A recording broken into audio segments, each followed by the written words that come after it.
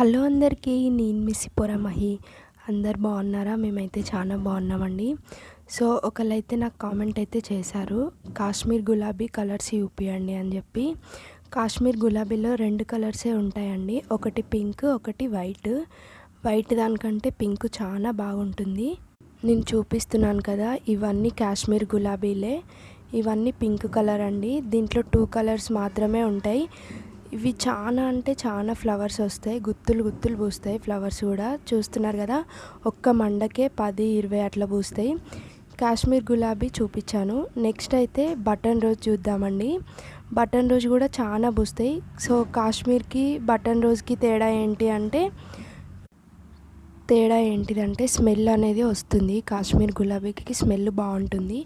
అలానే బటన్ రోజ్కి ఏంటంటే స్మెల్ రాదు. అలానే లీవ్స్ అనేది చాలా స్ట్రాంగ్గా ఉంటుంది. దీంట్లో కలర్స్ మాత్రం కాశ్మీర్ గులాబీలో 2 కలర్సే ఉంటాయి. నార్మల్ మన బటన్ గులాబీ అయితేనేమో చాలా వెరైటీస్ ఉంటాయి. Yellow, orange, pink, white, green అన్నీ ఉంటాయండి.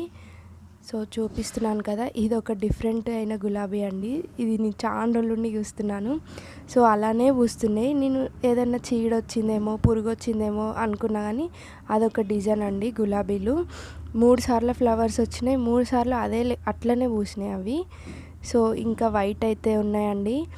గులాబీ ఫ్లవర్స్కి ఏం చేయాలంటే, గులాబీలు పుయ్యంగాలోనే మండలు అనేది కట్ చేయాలి. అలానే ఫ్లవర్స్ కూడా కట్ చేయాలి. మ్యాక్సిమం అంటే ఒక 10 డేస్ ఉంటాయండి చెట్టు మీదనే. ఆ 10 డేస్ ఉంచితే మాత్రం కొంచెం ఇట్లా బ్లాక్ షేడ్ అట్లా వచ్చి ఖరాబ్ అవుతుంది. 10 డేస్ తర్వాత మొత్తం కటింగ్ అనేది చేయాలి. ఇంకా మొగ్గ మీదనే తెంపాలి అనుకుంటే కొంచెం మొగ్గు ఉన్నప్పుడే ఇప్పంగాలోనే తెంపేయాలండి. కట్ చేస్తే ఏంటంటే మనకి ఫ్లవర్ నెత్తిలో పెట్టుకోవడానికి చాలా బాగుంటుంది. అలానే వీటికి కంప్లీట్ ఎండ అయితే తగలాలండి. కంప్లీట్ కాకపోయినా కొంచెం ఎండ, కొంచెం నీడున్నా సరిపోతుంది. మ్యాక్సిమం అయితే ఎండ తగిలేటట్టు చూసుకోండి. అలానే వీటికి ఏం చేస్తారంటే కొద్దిగా డిఏపి అయితే వేయాలి. ఎక్కువ వేయకూడదు. ఒక స్పూన్లో ఒక 10 చెట్లకు వేయాలి. అట్లా వేస్తే ఏంటంటే పచ్చగా ఉంటుంది చెట్టు, పురుగు అనేది రాదండి, చాలా బాగుంటుంది. వాటర్ కూడా 2 డేస్కి ఒకసారి లేదా 3 డేస్కి ఒకసారి పోయండి.